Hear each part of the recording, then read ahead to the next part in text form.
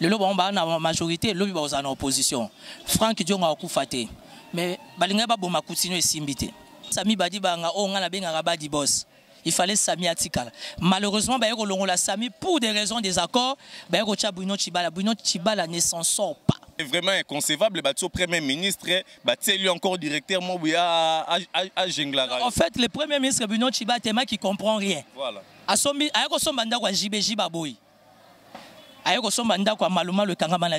Tu t'imagines un Premier ministre prisonnier. L'opposition a monté couleur dans le pan. Le pays n'a pas besoin de ça. Le pays a besoin des dignes fils du pays. Provincial Baboma, Daniel Botet. Au lieu de venir ensemble provincial Baboma, Nani, Marius Gangale, député à Bandal. Pour Bandal, les sont député provincial. Député provincial, c'est Marius Gangale et Baboma. Dans le combat de la démocratie, ils auront toujours accompagné la mort. Mais heureusement, jusqu'à preuve du contraire, nous avons Sungabiso Toza. Nous avons dit que nous avons pensé Licolo pour nous dire que nous quitter si nous abandon. Mon natie, Botalelanga. Congo température, ya maman Rosette et la fleur. Nadambu. Après avoir défilé dans la cité Pola, mais cette fois-ci. Congo Température TV. Désormais, suivez-nous sur cette chaîne. Congo Température TV. Congo Température. La patronne, Rosette la fleur d'amour, chaîne à solo. Émission religieuse. Théâtre, musique, environnement. Émission sportive. Émission politique, donc nulle part ailleurs. www.congotempérature.com. Pour nous, information à temps réel. Congo Température. Et yena mo pepe asika. Ya tobina Congo Température. Bonjour fidèles internautes qui nous suivent partout dans le monde sur www.congotempérature.com sur ces belles et très grandes émissions Vérité sans frontières qui parle de tout sauf rien. Donc comprenez que Vérité sans frontières, une émission qui parle de la politique, de la musique, de l'art, de tout sauf rien ici à la République démocratique du Congo. Aujourd'hui, René Abiri, grâce au boss de boss, la patronne Florette d'Hambourg. Donc Minga Rolobezalité, merci à Gotebe, les patrons des patrons. Donc merci à Rosette d'Hambourg, la fleur de Minga Rolobezalité. Merci à Paola Schengen qui est à Londres. Et là, Jemouya, le tout puissant Gotebe, le Kishinga Pemba, le roi de Kanfoufou, Yawili Moucheni, véritable code mondial. Pourquoi pas à honorable Zakari Bababa Soué, Veo Atika, toujours idéologie, Olelo Barina Biri, Bazo Kumbela, toujours. Je reçois pour vous Timothée Lenoir. Donc, Moutoua Mona Narapamba Pambate Sora Mona Niseke Makambouzali. Bonjour Timothée Lenoir. Bonjour Ndekolanga, je suis très content de te voir. Voilà. Il faut signaler dans la diaspora à toi, à Bandal. Voilà. Et si vous avez idéologie, Nswaka et Vanda quoi. Si. Parce qu'en fait, Bandal, à part la musique, il y a aussi la politique. Nayaki garage, Nazoma mon PP, na cadre gars, il y a composition. Voilà. Toi, on a choc à ma passeport. Na bibo, na kuta un peu na Bandekolanga, Toliaga, Alisango et Chanjate. Merci bien échanger à Timothée Lenoir à faire passeport et toujours biométrie nani tout ça. Donc par rapport à yozo considérant on parce que batebeli basomaki déjà puis passeport ngo o lelo bazozonga ba retour bamuso boya ko changer bango donc ça fait vraiment très mal na mato ya batebeli. Je remercie d'abord Cindy Kadokolo parce qu'il fait peur. Voilà. Je suis analyste politique, leader d'opinion. Naye ko annoncer ba na diaspora Timothée Lenoir. Désormais, c'est le porte-parole de M. Cindy Kadokolo qui a 80-90% de la charge de la République parce que c'est au travers de Cindy Kadokolo qu'on va changer le gouvernement. Et bien, on est là ensemble, nous accompagnons M. Cindy Kadokolo, le fils de son papa, quoi. Et puis, je remercie la plus belle femme d'Afrique, Madame Elisabeth Dokolo Eduardo. A un joli bébé, toujours au nom de la démocratie. En fait, ma passeport, moi j'ai un passeport qui a 5 visas. Voilà. Mais le ministre actuellement à côté à passeport dans mon qui a répondu qui batou réponse n'a quand même et c'est pas ça qui batou vraiment dans les réseaux sociaux et tout qu'on sort. N'est pas sûr qu'on le bannit par là. Ndéolanga ce pays nous appartient. Au moins Mboko n'a pas ça ba combattant mbote na nord. Mais ba kena kina ba bagarre baza ba souka na ba djihadiste bataille idéologie. Ça veut dire que ce qui se passe est inconcevable. Actuellement, nous sommes les seuls pays au monde où on a 3 plaques à voiture. En ce moment, nous sommes les seuls pays au monde où on s'est retrouvé dans 2 passeports. C'est l'irresponsabilité du gouvernement. Ça veut dire que Bruno Tchibala a Tintin dépassé. Bruno Tchibala a sali souka na gaf na TV5. À l'obby, il a fait 36 ans en opposition. Dans Aleki na ya Chichi. ezalate. Bruno Tshibala va consulter la prison. Ça veut dire que la RDC, mon pays, ton pays, les pays de nos amis au Bazan à Poto, ils sont dirigés par un premier ministre qui est prisonnier. Mais selon l'accord, que non, premier ministre ou en opposition, il y a opposant, non, dans l'accord, il fallait Sami Badibanga. Dans le cadre vraiment, il y a principe, il y a accord, il y a OUIA. Il fallait Sami Badibanga, on a bien Rabadi Boss.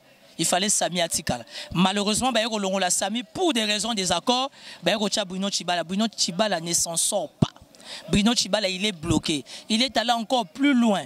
À quel côté on a intérêt à la famille présidentielle, il y a pétrole, il y a mining. Il y a un moment où il y a signature. Tu t'imagines qu'un premier ministre qui est géré par le directeur du cabinet du chef de l'État, Mboke Koufi. Oh, mais c'est vraiment inconcevable. Le premier ministre, lui encore directement à Jenglara. En fait, le premier ministre Bruno Tshibala, c'est moi qui ne comprend rien. Voilà.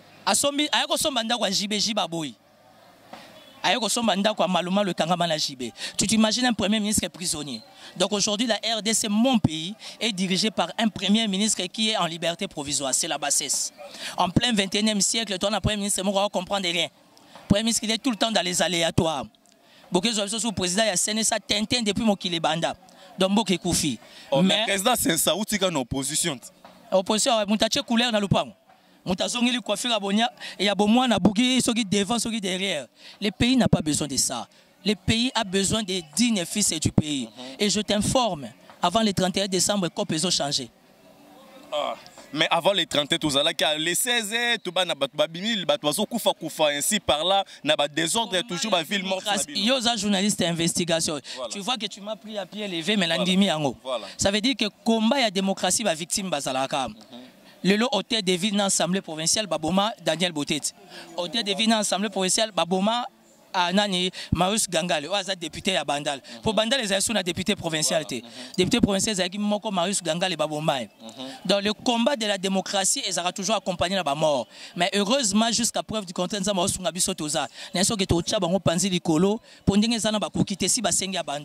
ce pays nous appartient à nous, les souverains primaires. Il faut que sabango likamba passeport au changer en côté. Et on verra qui va gagner. Or, je sais une chose, la population qui est automatiquement la voix de Dieu et gagnera toujours. Ok, merci bien la population qui est toujours la voix de Dieu et gagnera toujours. Mais c'est Timothée Lenoir concernant ce qui s'est passé jour pour notre frère acteur politique Franck Diongo au niveau de l'hôpital, faire disparaître un hôpital et puis à 16h, 17h, retrouver encore en prison. En fait, tant que message qu'est-ce qui s'est passé en fait étant analyste politique? J'ai beaucoup de respect pour Franck Diongo. Voilà. Franck Diongo, c'est un grand frère, on a de bonnes relations. Je suis en bonne relation avec Franck Diongo, avec Martin Fayulu, on a de meilleures relations.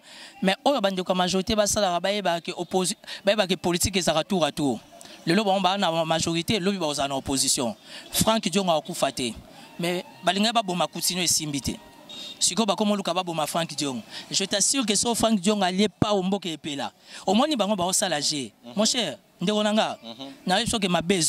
tant que vous confirmé avec affirmation que tout ça, est-ce qu'il est là que fan de Timothée Lenoir ba preuve? Ba preuve c'est parce que Kimbuta tinda dans la tribunal. Obi ngana beta Kimbuta koya. Thérèse Olenga futa mbongo ba enlevanga en plein boulevard. Kimbuta futa mbongo tinda dans la tribunal. Et so mona papa tindi moi na tribunal. Na la police te na parquet te mais na tribunal. So moni mutatinyo na tribunal. C'est mais que cela ne tienne, ce pays nous appartient. On va se battre au nom de la démocratie. Mais quand l'événement où les gens qui sont en prison et ainsi de suite, qu'ils ont encore na Simamikolo avec l'actuel Premier ministre Bruno Tshibala. Aux hommes, on a événement, parce qu'il est à la prison, on les va qui est Bruno Tshibala ne comprend rien. Il ne faut même pas qu'on classe la liste des politiciens. Ce qui se passe, et pas Franck Diongo, à moi, Mobali, via moi, Mobali, Bunda. Franck Diongo a koufaté. Vous comprenez? Maman basé belé. Nga naza muta opposition te, naza muta majorité te. Mais naza en contact avec tout le monde. Maman baso bon de la tout les. Ozolia koto, ozolia pego. Nga raté. Nga na nsalate. Na lokwa bato yo yebite ya majorité bata majorité ba na nzala. Ba otie pas Mobutu ba lié, ba yé pas Mouzé Simbité, ba yé pas Kabila ba rolia. Moi je n'ai pas faim. Timothée Lenoir na data o tout bato pour ya majorité ba sali. Si to ko malelo. Orolobaka ke ba sali lo roté. Te ba sali rien. Yeb ça ba sen. Mais aux hommes, on a un immeuble intelligent. Immeuble intelligent, oui, immeuble intelligent Sointara. Plus de 45 millions de dollars et Sointara. Mobuta Tonga Sozacom 10 millions. Mobuta Tonga Sozacom 10 millions de dollars. Bon, on va tongi immeuble intelligent 45 millions de dollars. Mais son boule est bêti à Nyamama et Tondi. Batongi l'Europe. Merci bien Timothée Lenoir, tokende wapi pe toko mawapi na affaire yango toujours na makambo ya kin na makambo toujours ya Congo événement tiko le affaire mwana tsemi na ebité est-ce que toujours ozwa temps oswana mwana tsemi ya kisimbi bakenda ne ngolongolo te kisimbi balukaka ba makasu baluzibu batindi bato bazaya molimo basola na e et puis pour ton information mwana tsemi n'est pas mort, il est vivant. Mwanantsemi, c'est un député national élu. Mwanantsemi, pour des raisons d'enquête, il fallait qu'il y ait un résident surveillé. Oye, ba misusu ba simba Mwanantsemi nanzoto ba longa fonction. Ba ke tangisa na la police. Avocat général à Sambisa Mwanantsemi, à Kotanda kwa koma kizengi. Qui dit mieux? Faut boyer ba source ma solo. Les choses spirituelles, on les traite pas physiquement. Il y a un mobutu face quoi. Pour mobutu makamoli mo za otina batamoli mo ba ke beta masolo. Mwanantsemi aze lima. Moi je suis né Congo. Mais ko sala makambo zo sala wana. Ils ont arrangé la République ou bien ils ont arrangé tes pour quelque part. Makambo majorité zo sa est-ce qu'ils ont arrangé la République? Majorité association ba tente ba démon. Ba sala rien. Yebisanga ba osani. Ba futara ba soldat te, ba futara ba militaire te, ba futara ba fonctionnaire te, ba futara ba enseignant te wana mboka ndeni. Un pays qui ne sait pas respecter ses militaires, ses policiers, ses fonctionnaires, c'est un pays foutu.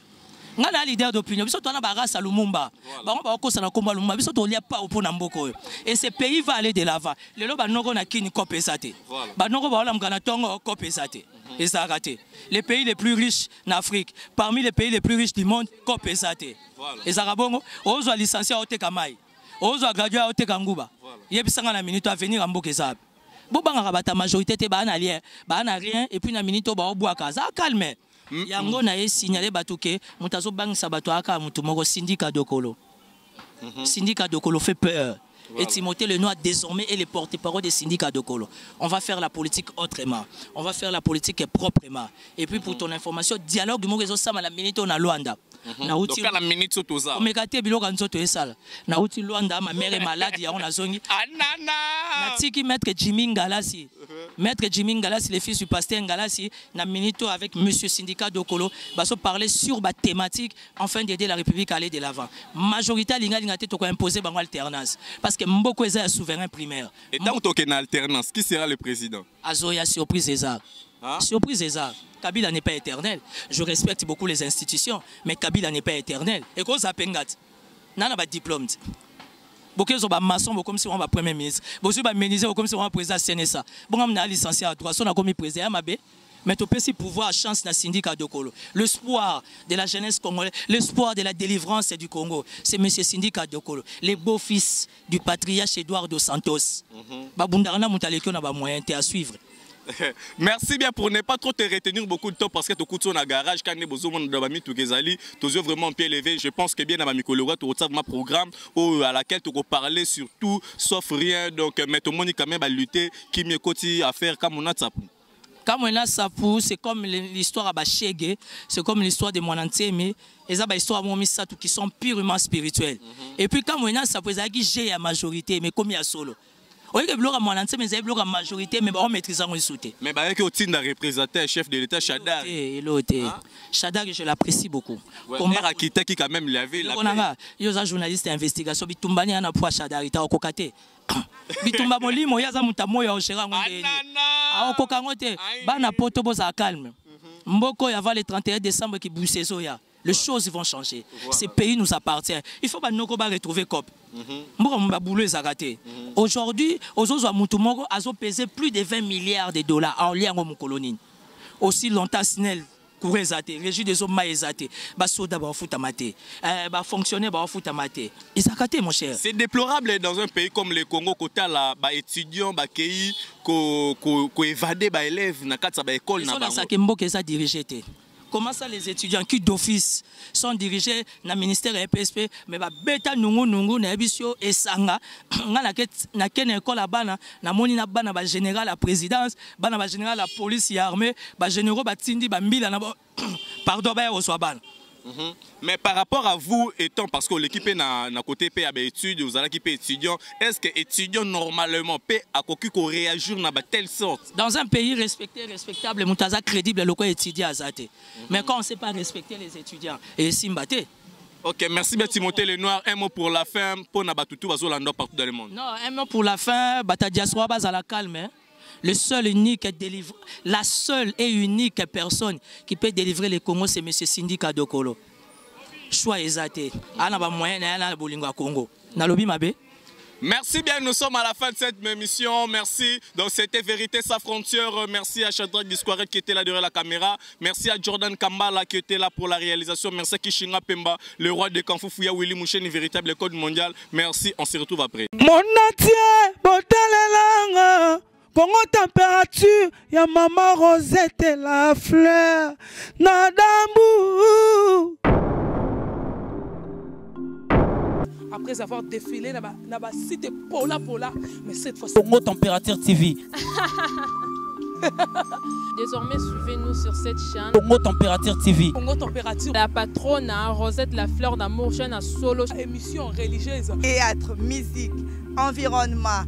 Émission sportive. Émission politique, donc nulle part ailleurs. www.congotempérature.com. Nous avons information à temps réel. Congo température et yena mo pepe asika ya tobina Congo température et yena mo pepe asika